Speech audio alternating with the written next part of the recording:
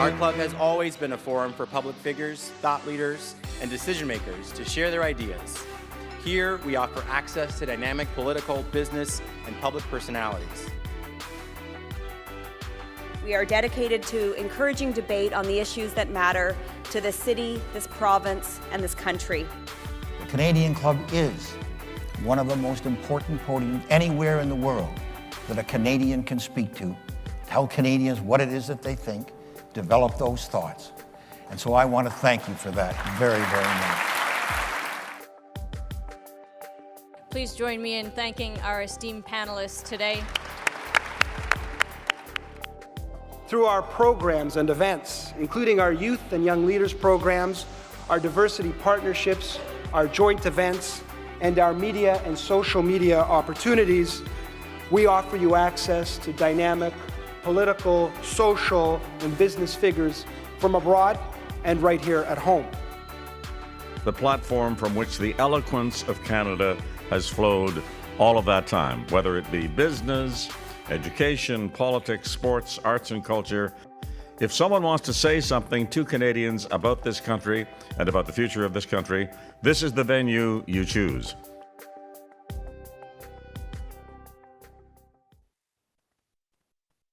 Good afternoon, everyone. My name is David Simmons. I'm president of the Canadian Club Toronto.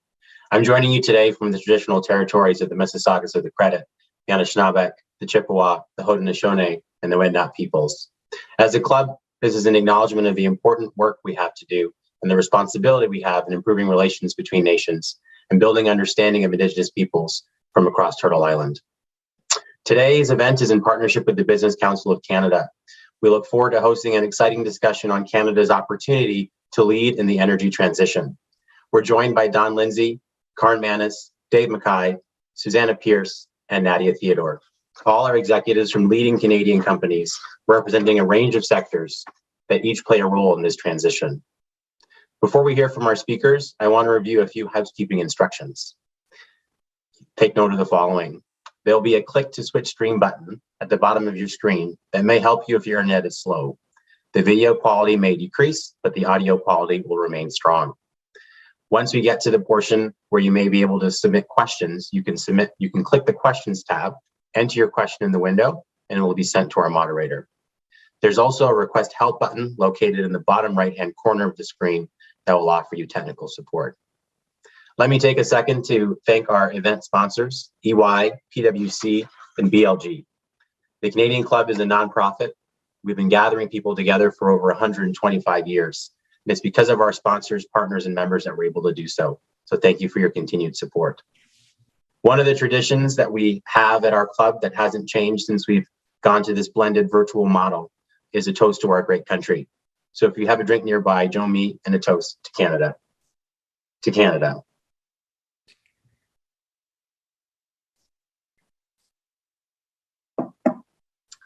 Now I'd like to turn the podium over to Elliot Cabell, partner and national climate change leader for PwC, who will introduce our speakers. Thank you, David. I'm pleased to be here virtually in the room with you all today. You know, I was speaking with a colleague last week about the arc or storyline of the climate change industry practice in this country over the last 15 years. And there are many, and then on the virtual stage today, who have been working in the field for that longer. And you know, you may recall a time when working on climate change was considered to be the right thing to do. I remember I told people I wanted to work in climate change, and they sort of said, "Oh, that's very nice. That's a very good thing to be doing."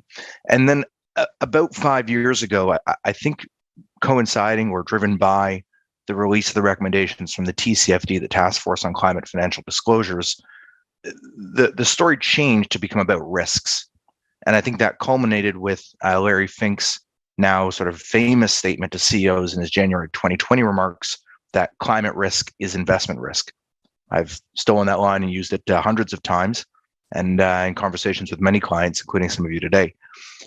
What I find is that in the past 18 months, the story has shifted again. And now the conversation's really dominated by the opportunity. So we've gone from thinking about climate change as something that's the right thing or good to do, to something that's about managing risks, to something that's about seizing opportunity. And so when I heard that the Canadian Club of Toronto was pulling this event together, which I think is so topical, I just thought PwC absolutely had to be involved. And as the leader of PwC's climate change team, I have a unique opportunity and privilege to work on the opportunity from different sectors, provinces and territories, different types of clients. And I see opportunity everywhere. The key word from my perspective is seizing, right? If it was easy for Canada to seize the opportunity, we would do it. It isn't so easy. Seizing the opportunity requires us to understand and wrestle with the key decisions and trade-offs, uncertainty, practical challenges, political economy, and the nuances between clean and green, between transition and decarbonization. To seize our fair share of the opportunity, or maybe our aim should be to seize more than our fair share, we really need to understand the issue from different angles.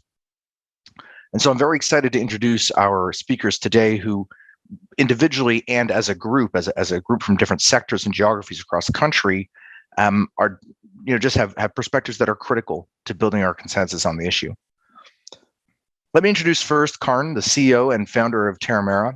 He's known as an ag tech industry pioneer, transforming how food is grown and the economics of agriculture. Dave is the president and CEO of RBC. You may have heard of it, Canada's biggest bank. He is reimagining the future of financial services to help RBC's clients thrive and communities prosper. Susannah, Shell Canada country chair, who's held many senior positions in energy and technology in Canada, the US, and Europe. And last but not least, Don, the president and CEO of Teck Resources. He's also currently the chair of the Business Council of Canada and a director of Manulife Financial Corporation.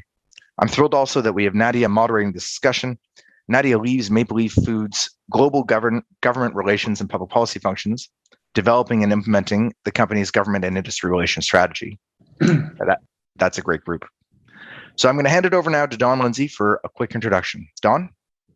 Well, thanks very much, Elliot, and thank you to the Canadian Club Toronto for hosting this virtual session. And thank you to Dave, Susannah, Karn, and Nadia for joining the discussion as well.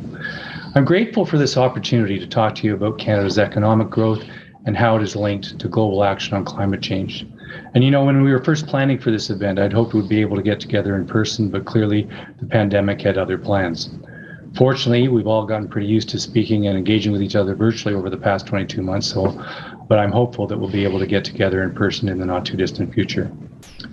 3 years ago, when I began my tenure as chair of the Business Council of Canada, the feeling of Canadian business leaders was that our country was in a difficult position, that there were significant economic challenges ahead, and it seemed to us that no one was paying very much attention. Sluggish GDP growth, declining private sector investment, and poor performance and competitiveness were just a few of the challenges. Now, there's no question that a lot has changed in the 3 years since. Clearly, the pandemic has affected how we work together, how our kids attend school or not, and also how we socialize and interact. But one thing hasn't changed, and it seems to us that people still aren't paying enough attention to these persistent economic problems. But I think we understand why. For most people, the big picture economy seems overwhelmingly large and complex. It's easier to watch it unfold, letting it happen to us, rather than taking action ourselves to shape it. But that isn't the story of the Canada we know.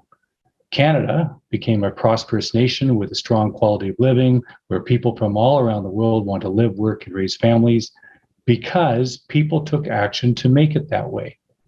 Like the building of the Transcontinental Railway, connecting our nation coast to coast and setting the stage for our modern economy. Or the building of the St. Lawrence Seaway 75 years later, which brought Canadian products to the world. And over 30 years ago, there was the establishment of the first free trade agreement with the United States. Each of these were nation-building moments in history where Canadians took control of our economic destiny, and we seized to build a better future. Well, I think we are at a crossroads in history today that is crying out for that same leadership. The decisions we make now will be critical for laying the economic foundation for the next 30 years or more, because we're facing big challenges. Last week marked 2 years since China confirmed its first COVID death and the pandemic was set upon us. And the virus has infected over 300 million worldwide now. And just a few days ago, the US set a global record of over 1.3 million new cases in a single day. And of course, that's just what was reported. Now, to their credit, our Canadian federal government stepped up to provide urgent support for businesses and people in Canada, as did the provinces.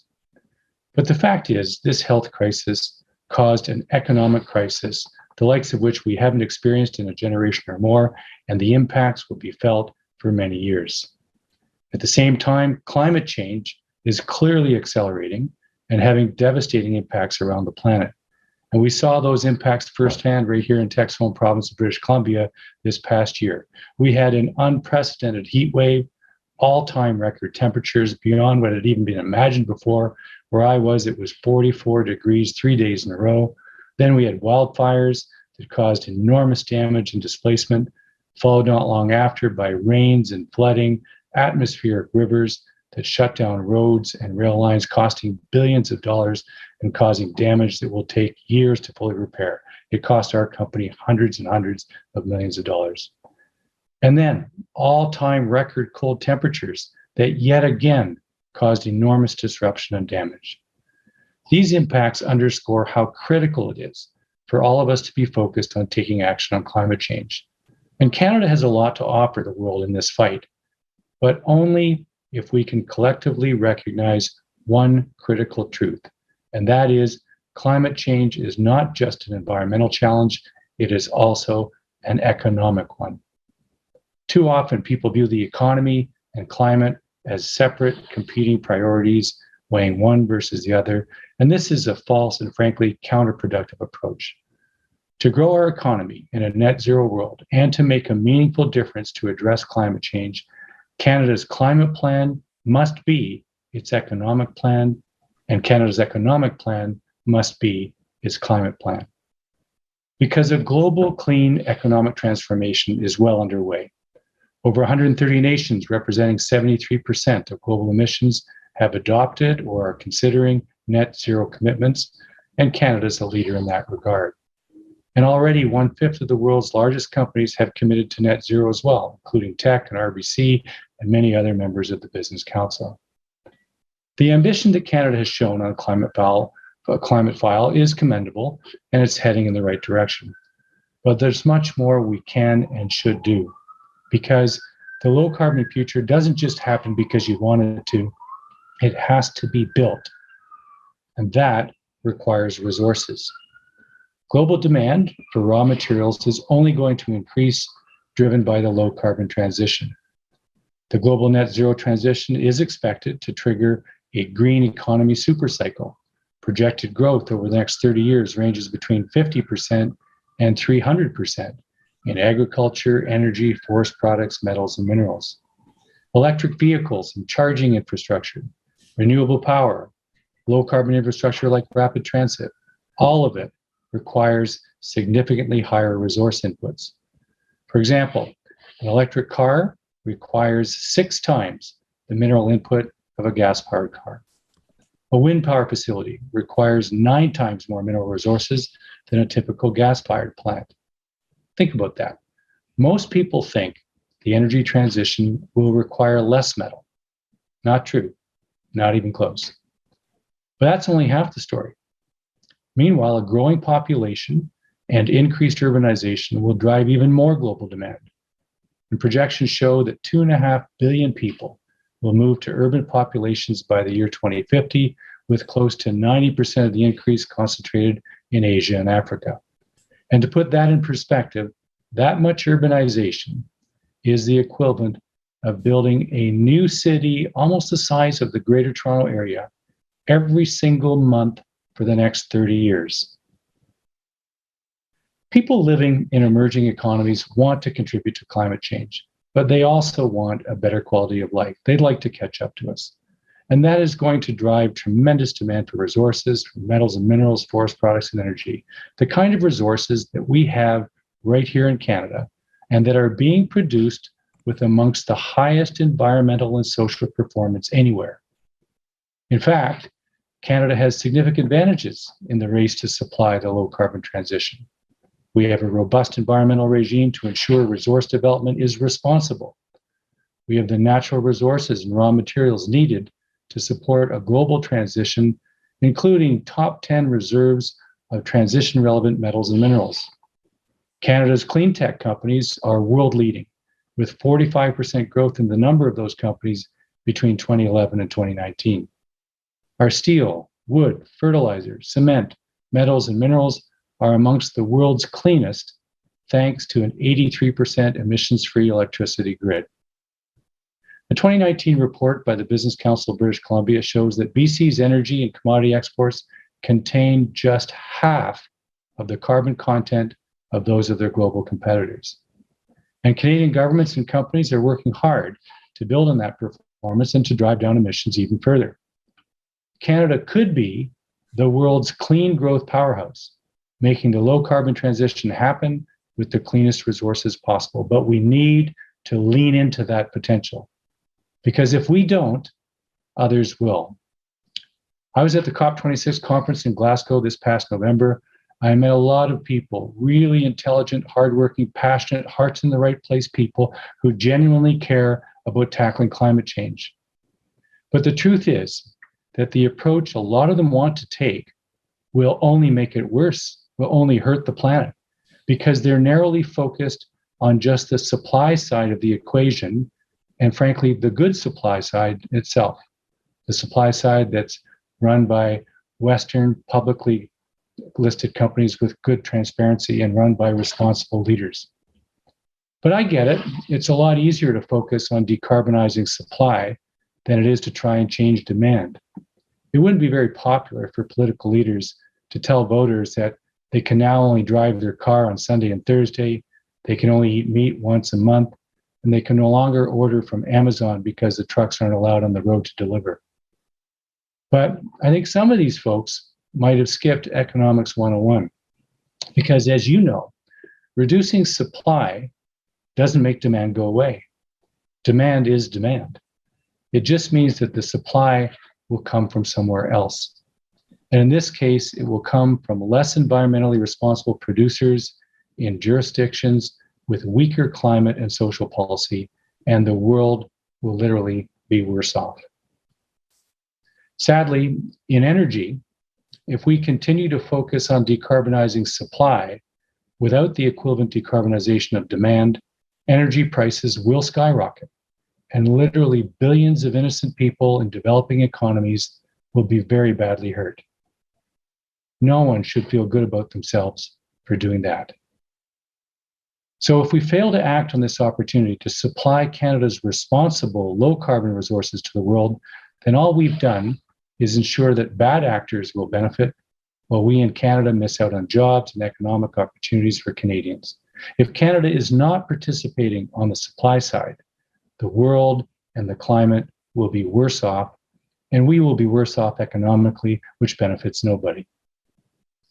Now, the good news is that we have all of the competitive pieces to address climate change, to stimulate economic growth, and to build a nation where our kids can thrive. And we'll talk more about these strengths shortly in the panel discussion. From agriculture to finance to oil and gas, we'll hear how Canadian businesses are leading the way when it comes to sustainability and innovation. But we will need to work closely with governments to help put all the pieces together. First, we need a Canadian clean industrial strategy, underpinned by policies and investments that make us competitive in supplying those products to domestic and international markets, and then incentivizes and supports industries to further decarbonize and improve performance. And we need to market, we need to tell our story about our competitive low carbon advantages, both to the world and also here at home, where the discourse around development is often so polarized and so inaccurate. Second, we need to be better at bringing responsible new supply online. Since 2006, Canada has fallen from 4th to 23rd place in the annual World Bank study that measures the regulatory burden on business. Certainty for investors, not necessarily access to capital, but certainty is currently the biggest barrier. And that means having predictable and timely regulatory processes that expedite projects that are clean, responsible, and contribute to a net zero carbon world. Third, we need to advance reconciliation and ensure that Indigenous peoples share fully in the benefits of responsible growth. As recently noted by Tabitha Bull, the CEO of Canadian Council for Aboriginal Business, Indigenous partnerships will play a critical role in the low-carbon transition. And fourth, we need transformational investments in green infrastructure to build on our clean resource advantage. A recent RBC report estimated it will require an investment of $2 trillion in the next 3 decades to decarbonize Canada. We need investments in expanding electrification. We need to double down on carbon capture, utilization, and storage, and other decarbonization technologies. And these would be true nation-building projects, just like the Transcontinental Railway and the St. Lawrence Seaway were, the kind of bold action that could jumpstart our economy for decades to come. Look, it will be hard work, and it will require every segment of society to pull together to make it happen. But the opportunity is enormous. The potential to kickstart an era of economic growth that benefits not just Canada, but the world. Because the resources we produce are essential and demand is only going to increase. And if we don't produce them here, they will come from dirtier suppliers while we miss out on jobs and economic opportunities for Canadians. Barack Obama notably said when he addressed our Canadian Parliament that the world needs more Canada. And he was right. Because every ton of copper or steelmaking coal or LNG, every board of lumber, every ounce of resource exported from Canada means the world is better off. As a nation, we need to recognize that fact, we need to embrace it, and we need to be proud of the role that we can play on the world stage while building our clean economy at home. The world needs more Canada, because more Canada means more action on climate change, more sustainable resource development, more jobs, more prosperity, and a better world for everyone. Thank you very much, and I'll turn it over to Nadia now. Thank you so much, Don, for setting us up so nicely to have a conversation that I have been so looking forward to having since the moment that I knew that we were going to be here, albeit virtually today. Your remarks are really the scene setter that we need to have what I know is going to be a lively discussion today. So, but before we dig in, I do just want to take a moment to acknowledge that today, January 17th, is a day of commemoration and tribute for both Raoul Wallenberg, who, as we all know, is a humanitarian who put his life in jeopardy to save 100,000 Hungarian Jews during the Holocaust. And it is also a commemoration day for Martin Luther King Jr., who is the most visible spokesperson and leader of the American Civil Rights Movement, and who has a special relationship with Canada as well. And, you know, for many of us participating today, the courage and the work of those two men in history are really a big part of the reason why we stand here today, where we are. So I think it's important to take a moment to acknowledge them both. So let's dig in. You know, Don, your opening remarks, you underscored, and I think that we can all agree that Canada, in order to seize this opportunity ahead of us, this economic opportunity, needs a different playbook. We need a different playbook to move forward on this transition, because the current approach, the approach that we have been applying for the past decades, won't work. So I'm going to open this up to everybody to kind of give your opening remarks and maybe your level set about, how do we do things differently? What does a different playbook look like? And I'm also going to challenge you to get specific if you can, share an example or two of what different actually looks like in a sector or an industry view. And I'll start with Dave, and then I'll turn to Susannah, then Karn, and then I'll let Don give any remarks that he might have on the question as well. Well, thanks, Nadia, and thank you for acknowledging those two great leaders that we're commemorating today, Martin and Raoul. Certainly it's a great setup by Don, and I'm pleased to share the stage with Susannah, Karn, and Don today. when I think about so many of the challenges that Don laid out in his speech and that we've talked about, significantly over the past 6 months, when you're trying to attract upwards of $2 trillion of capital just to manage the supply side of emissions, when you're trying to manage the geopolitical nature of energy, as we see, whether it's emerging nations needing access to the resources and wanting to improve their standard of living, as Don pointed out, or the challenges that we're facing in Europe over access to energy sources like natural gas. When you're trying to mobilize capital, one of the current constructs that gets talked about, but I feel has shortcomings, is the market will solve it. If you put a price on carbon, a carbon tax, then the market will allocate resources appropriately. But when you're trying to solve for Indigenous inclusion and partnership, when you're trying to solve for technologies that are emerging that may not be economic but have huge promise, then the market won't necessarily be efficient or be able to allocate capital to solve the problems in the most optimal way for Canada, which in itself is a small country competing in a very large global world. And therefore, we have to use our resources smartly, we have to organize them, we have to prioritize them, and we have to focus. So when you look at specifically to your question, what construct needs to act in partnership with markets and carbon pricing and capture, I think what this country needs is an organizing principle around a public-private consortium that supersedes political cycles, because we're making long-term investment decisions, long-term multi-generational coordinating decisions that require confidence, that require policies to supersede political change, that supersede CEO and economic cycles because of the duration that we're moving.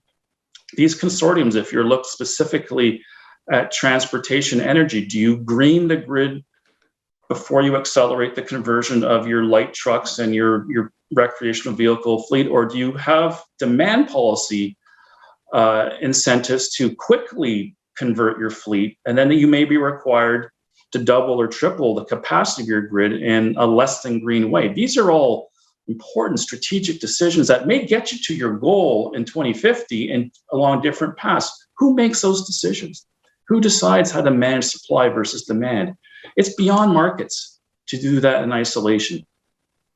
Some of the capabilities that we're going to need transcend across Indigenous territory. That's going to require their participation and consent.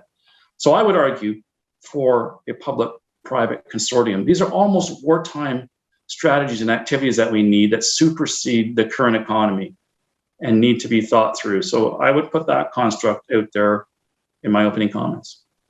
I love that, Dave, and especially coming from business and industry, this idea to actually put forward the idea that a market-based solution is not the only solution and that we do need more. I think that's so powerful and really speaks to the urgency and the emergency of the issue as Don laid out.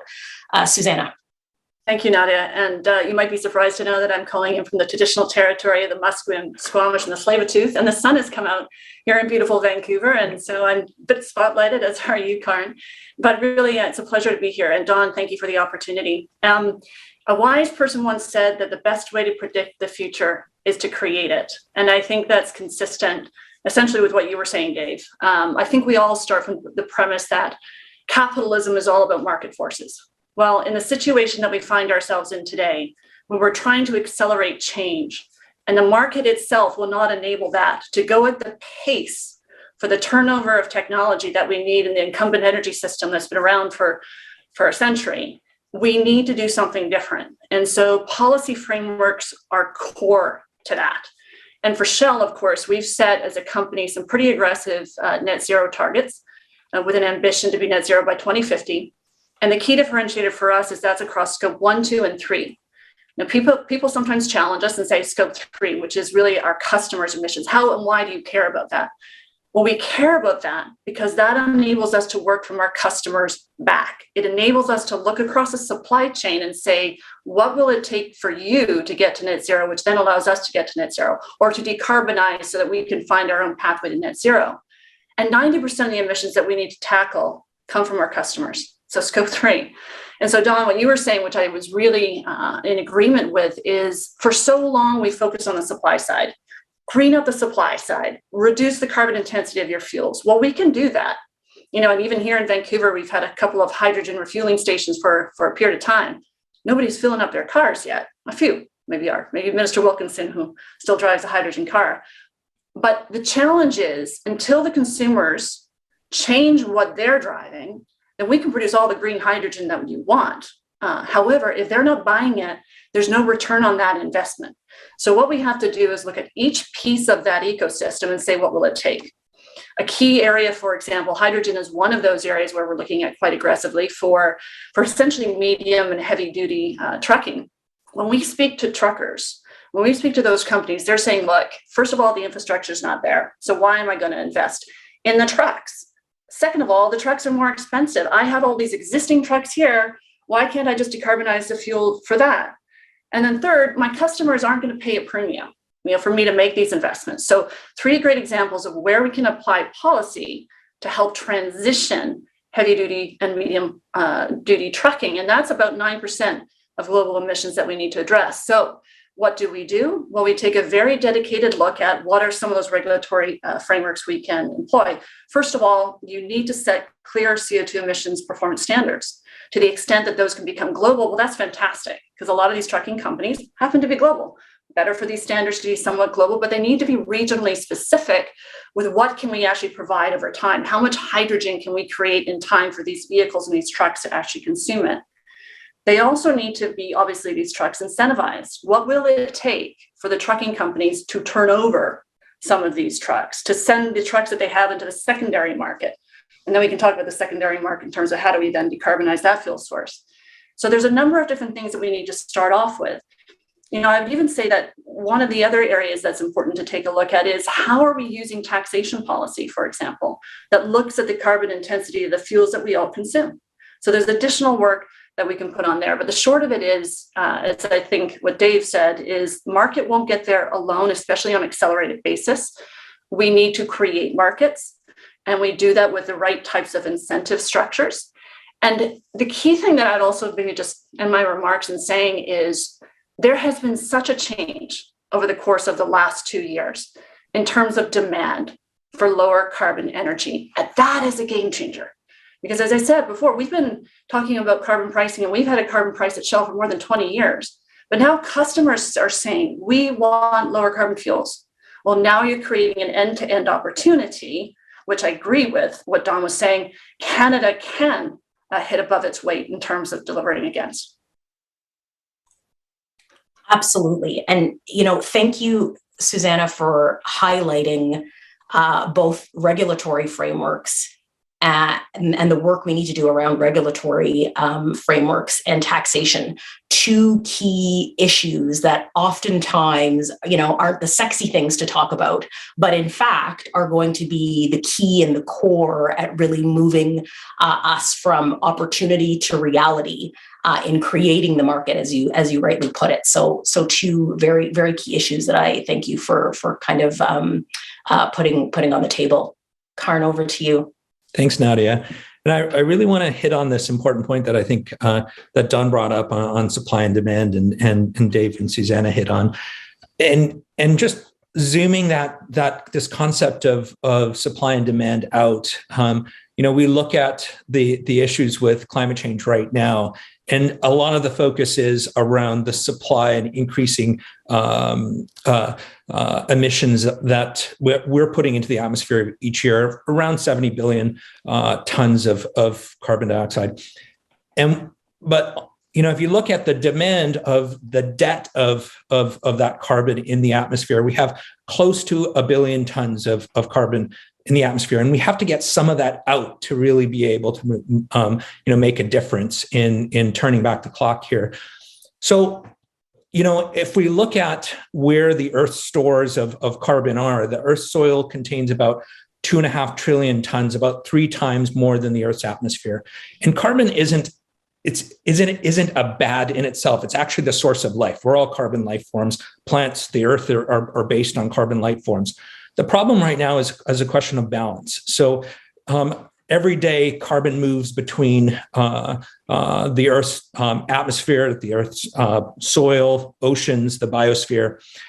our croplands and pastures have actually been depleted of a lot of the carbon that was once in that soil. About half of it has been lost in the industrial age. And that affects the resiliency of our biospheres, our land, our ability to withstand droughts and floods, but also the productivity of our food supply.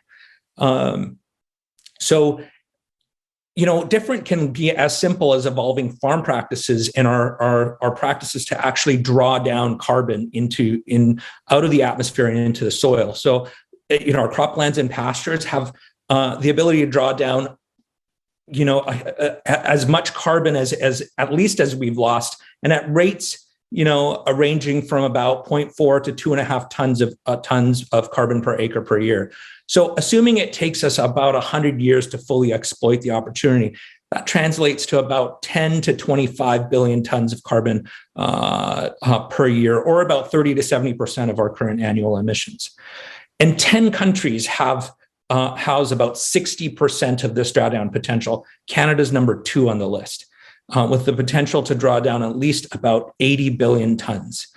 So when we look at the issues, the supply and demand issues need to be holistic in terms of the issues as well as our opportunities. Much of the carbon that's in the atmosphere used to be terrestrial carbon, either removed from the soil through practices or the use of fossil fuels, but we can actually get that back through better land use and agriculture. So 2 specific things that we actually can do to start moving this on a policy and business level is, first of all, we really need to understand what carbon we have in our soils and the opportunity. And that means baselining and measuring Canada's soil and carbon levels, including both the organic and permanent carbon stocks, and then incentivizing the conservation and increase of soil carbon. For example, like it was a bank. So pay for what's there now, and then incentivize the increased sequestration and charge for what's released. So, really coming back to, across, sectoral opportunity, pulling government and business and industry and agriculture together to fund and finance the good of the benefits, not only to agriculture, but to society as a whole. Yeah, I love the point that you kind of honed in on, Karn, which is, it's not just about sticks, it's also about carrots, right? It's also about how can we actually incentivize together in this public public-private consortium that Dave has set us up on, to actually focus on what is the good and do more of that, and how do we actually move that forward. Don, I'm going to get you to make some remarks as well, and then I'm going to hone us in on some of the specific issue areas that a couple of us have highlighted in the opening remarks, and that are actually directly related to some of the great questions that we're having from the audience. So, Don.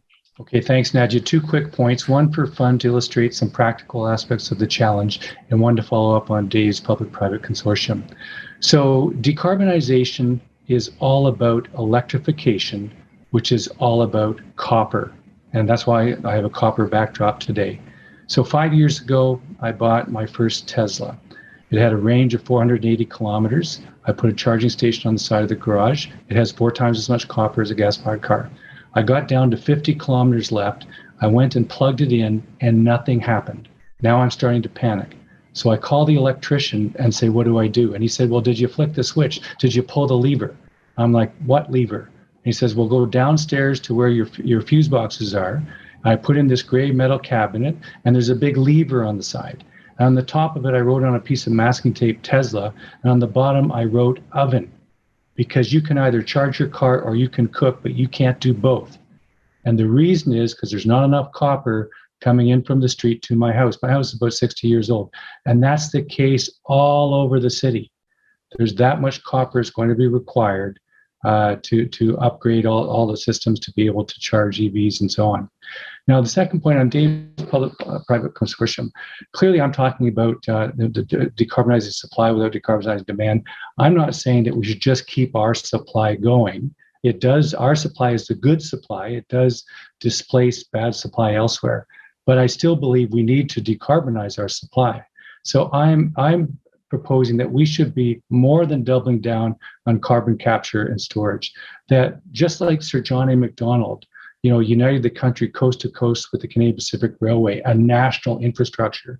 We should look at carbon capture as a national infrastructure, and we should choose 10 of the most geologically suitable places in the country, coast to coast to coast, and put in the receiving infrastructure. The government should push to put in the receiving infrastructure for carbon capture that Canadian businesses can then link up to cost effectively without the insurmountable capital requirement. And not only that does it promote growth within Canada's domestic economy, but it attracts foreign investments. Foreign investment will look and say, oh, I can deal with the carbon situation. And that will make our good, clean resources even better. That could be a national undertaking done on a private-public partnership basis. So that's what I would hope to see the government lead with. I am going to your point on carbon capture and storage is such a good one, Don. And we had a question in the audience around it.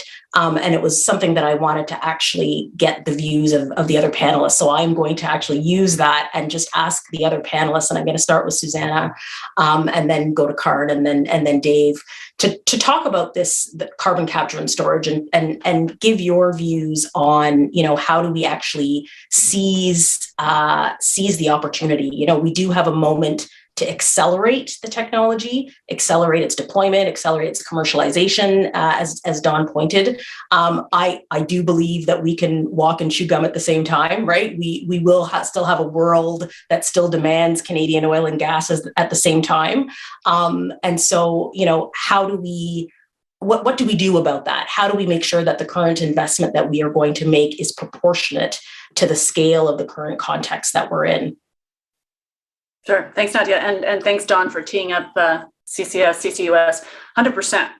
CCUS is fundamental to almost every credible climate policy that's out there, with an expectation of about 3 gigatons per annum of carbon capture sequestration by 2050. So it's fundamental.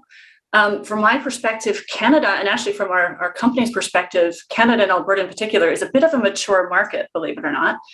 Because we've had carbon capture sequestration for years. We've proven out the technology, that's the capture technology, as well as the transportation and the sequestration. There's kind of 3 different components there. We've proven that you can store CO2 safely underground. The Quest project is a project that we've been operating now for about 6 years, captured about 6 million tons per annum, 6 million tons total now.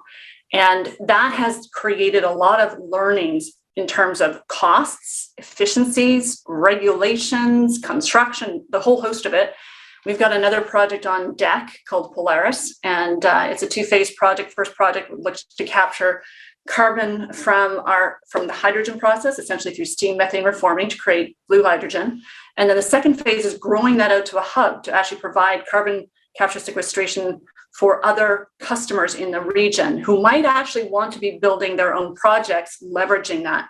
For example, CCS is not only great for capturing emissions as we have them today, maybe scope 1, it's also pretty awesome for blue hydrogen and fundamental for it, actually. And so in addition to what Don was saying, there's an opportunity to grow investment in Canada, creating blue hydrogen on top of CCS hubs.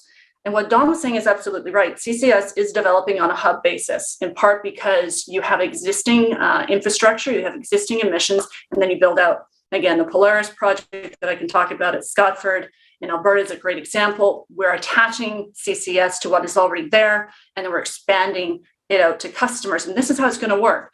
How do you actually make economics work on this? So there's a few things. And this is why Canada, believe it or not, is kind of viewed as a bit of a mature market globally. We have a carbon price, step 1, and a carbon price which is now pretty attractive to incentivize carbon capture sequestration. Going to $170 a ton, that's a pretty good market signal, regulatory signal. The second piece is, can we actually generate lower carbon intensive fuels that then have a premium associated with them under the Clean Fuel Standard? 2 pretty important things that help us take a look at carbon capture sequestration in Canada different than other markets. Other markets are doing other things, other policy levers such as incentive tax structures or tax incentives. And I think, again, for us, there's already the foundational attributes in Canada to develop CCS. We should be a global player. We already are. We're a mature market. But again, I think the takeaway here too is that it creates new business opportunities to grow beyond just carbon capture sequestration, to actually look at new investment in things like hydrogen and blue hydrogen, serving some of these other markets we can talk about. Yeah. Karn? Oops. Thanks, Nadia. I'm going to focus on nature-based solutions. And I think soil capture, as I was mentioning earlier, soil capture and nature-based solutions is an enormous opportunity for Canada. Canada, as I mentioned, has the second largest potential store in the world. And increasing soil carbon is good for the economy, for resilience of our lands and our food systems, as well as for climate solutions. So if we look at the potential of increasing soil carbon, a 1% increase in soil carbon will hold around 150,000 liters of water per acre. That makes, and that's a small percentage of how much we can actually increase. We know that we can increase carbon by 1 to 3% or more in our lands. But 1% will hold around 150,000 liters more of water. That makes the land more resilient to drought and hold more water in heavy rain events like we've had here in British Columbia in the last year. That really focuses not only on climate solutions, but in our ability to actually adapt to the situations that we're going to be facing, that we've faced, that we're going to be facing more and more in the years ahead. But the economic opportunity is also massive in soil capture. Studies have shown that by building soil health in agriculture, farm profits increase by around $100 per acre per year in corn. And corn's not a very high value crop. But if you use that as an average, the potential for Canada's farmland is about $16 billion in higher profits in GDP per year. So, there's real opportunities that Canada has in really focusing on measuring our soil carbon levels and incentivizing and mobilizing the capture of carbon in our soils. Dave? For us to maintain our prosperity as Canadians, we have to make things the world wants. And we've made automobiles, we've made energy, we've produced goods, services, and we've exported food. As we think about the world transitioning, to Don's point, the economy and the environment managed together, the world is making different decisions about where to get its energy from and its food. You look at this, I was on a call for 2 hours this morning with a group of European leaders across continent, and their discussion was that they've now, as of January 1st, defined natural gas to be green, but green only if you can prove how you reduce your scope 1 and 2 to 0. And therefore, in front of us lies this enormous opportunity to feed the world in a green way, to Karn's point, and to Susannah's point, to export zero scope 1 and 2 products using carbon capture. And these decisions are being made right now. We've missed opportunities where over the last decade, even under the Obama administration, where the Americans grew their export capability of natural gas tenfold, yet Canada canceled more projects than we approved. We missed an entire generation of opportunity, but in front of us is a second chance to provide green energy, to replace brown energy, to help the world towards its net zero by 2050. And on top of it, the second dimension is an ESG, there's an S, the social good. Not only can we produce zero scope 1 and 2 emission energy, but we do it in a socially friendly and positive way. And therefore, Canada has this unique opportunity, but only if we move with purpose and speak, because others are building that capability and those decisions, whether it's Germany and others around Nord Stream, they're reaching out now. Who has a solution for the next 30 years for them? Canada has to be there.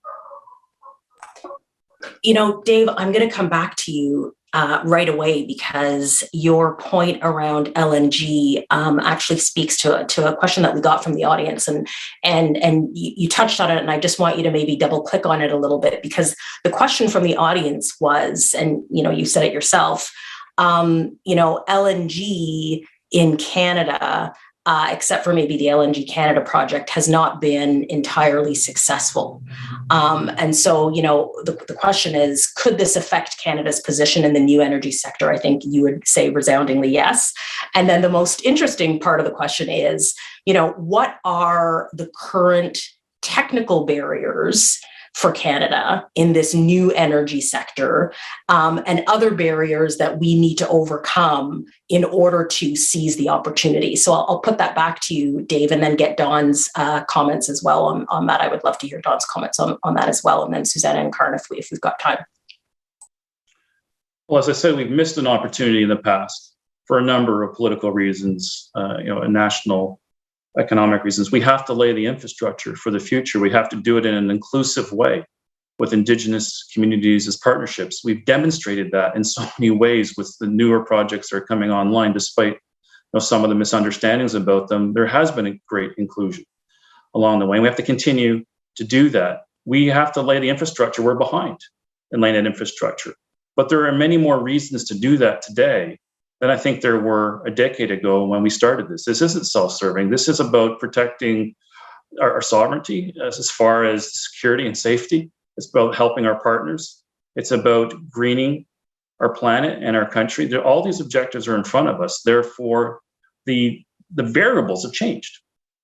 And the severity of variables, we need tax incentives to do that and a long-term tax infrastructure. So I think that the decisions we made a decade ago or 5 years ago were in one context. And I think in front of us, given this transitionary journey that we're on, there's a completely different context to revisit some of the decisions we've made.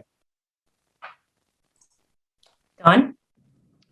Yeah, I agree with what Dave has been saying, but as I said in my opening remarks, this takes all of us working together, and we are getting a second chance, as Dave said, to make some key decisions to build a national infrastructure. I think of it as a carbon capture grid, the same as we have a power grid, and that the government really should lead. We've seen the government demonstrate that it can spend $100 billion here and $100 billion there. While tax incentives are good and a rising carbon tax are good, I think we need more than that. We need the government to actually come with real capital and get that initial receiving infrastructure done coast to coast to coast. And that'll still be done as a public-private partnership. Private companies will be doing their share as well. But the Canadian people want it faster. Like the people of the world want it faster.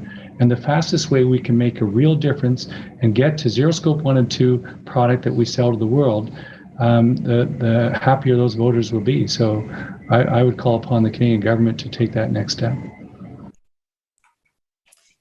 We have 4 minutes, really 3 minutes, but I'm pretending we have 4 because there are four of you.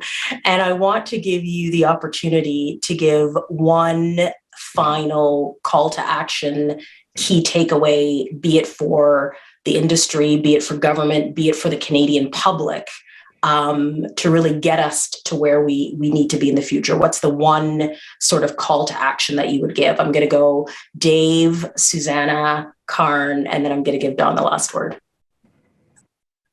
Well, thanks, Nadia. I'll be brief. I'm going to think a bit of a different one, climate literacy. As Canadians, we all have a responsibility to become climate literate. This is a multi-generational journey with complex decisions that we have to be literate from all Canadians. We're taking on a responsibility as RBC to help carbon and climate literacy in Canada, but all Canadians have to become literate because we have to make decisions about how we're going to run this country together. And this is a complex journey. So carbon and climate literacy, I think, is a requirement for all Canadians. Susannah. Tough one. I think climate literacy, energy literacy as well. And I think maybe the fundamental thing I would say is this, is that we're not shutting down fossil fuels today.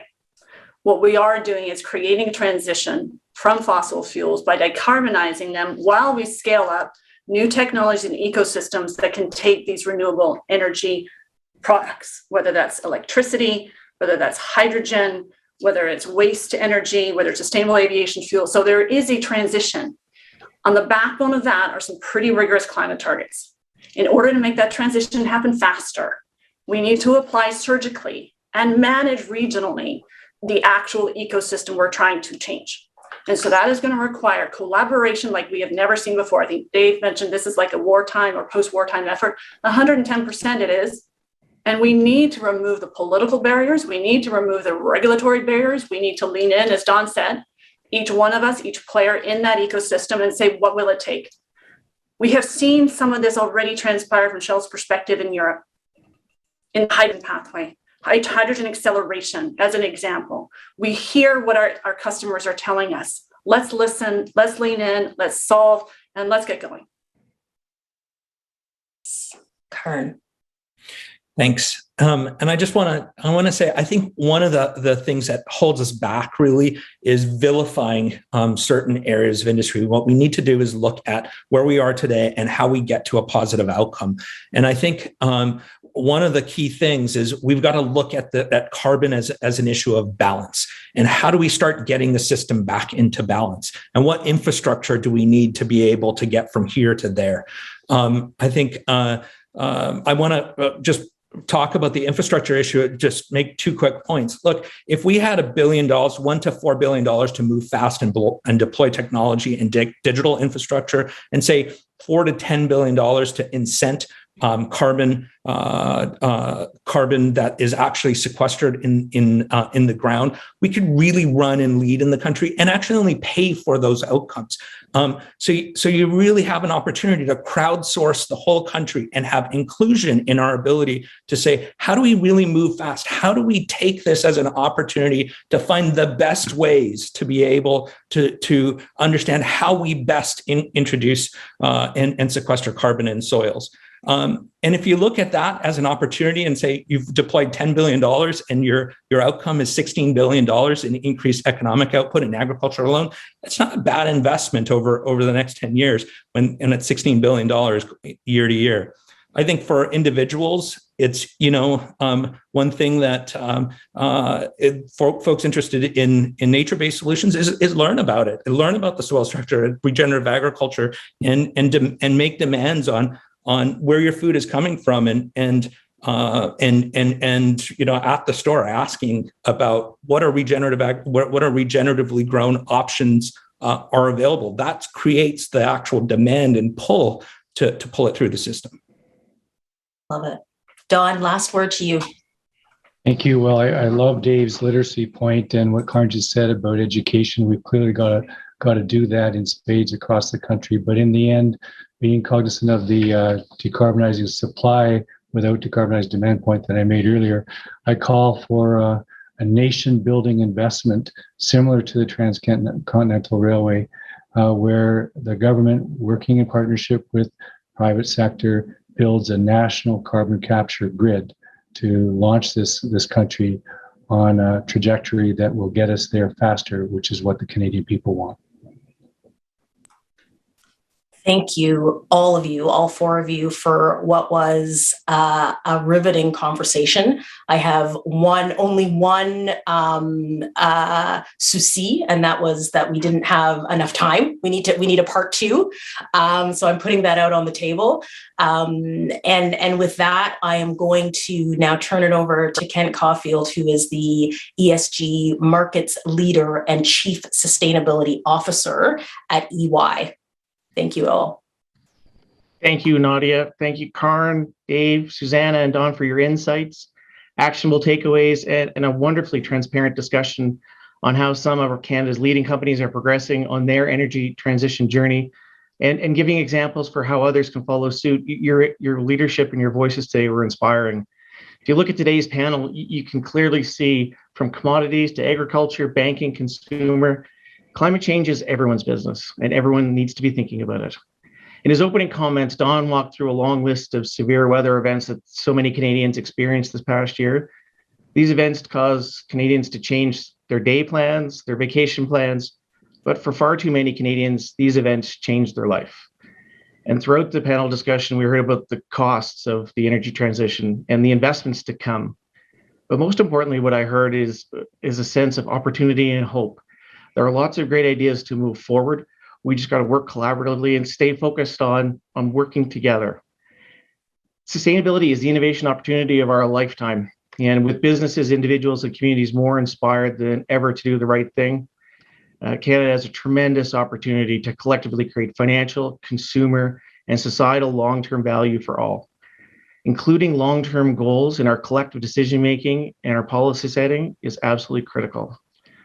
So again, thanks today for today's speakers. It was an outstanding session, and this extended gratitude to the Canadian Club for driving these important conversations forward. The world does need more Canada, and it needs more Canadian Club too. David, over to you. Wow, Ken, thank you for that ringing endorsement. I agree. We need more Canada across the world, and we're thrilled that the Canadian Club is a part of Canada's story. Let me thank all of our panelists today for their participation. Nadia, thank you for the expert moderation. I don't know if many of you know, Nadia is also a director and board member here at the Canadian Club. We're very fortunate to have her leadership on our board. We hope that you'll join us for some upcoming events as well, guests. On January 26th, we'll host Mike Katchen, CEO of Wealthsimple, for a conversation on economic and competitive opportunities in fintech, the challenges that tech leaders face, and what they have their sights set on as they grow in Canada and around the world. On January 27th, we'll host a panel of experts for a discussion on the need to catch up on routine immunizations in Canada, with strategies and solutions to increase access and vaccine uptake. I want to thank our sponsors again, EY, PwC, and BLG for sponsoring today's events. Without you, it wouldn't be possible. And to our AV supplier, Van Valkenburg Communications and livemeetings.ca for making it possible for us to be here together virtually. Can I say I was very much looking forward to doing this in person, but the snow in Toronto, for those of you who are here today, is another reason why we're so glad we're able to meet virtually. Guests, thank you for joining us. Please stay safe, stay healthy, and enjoy the rest of the day. Goodbye.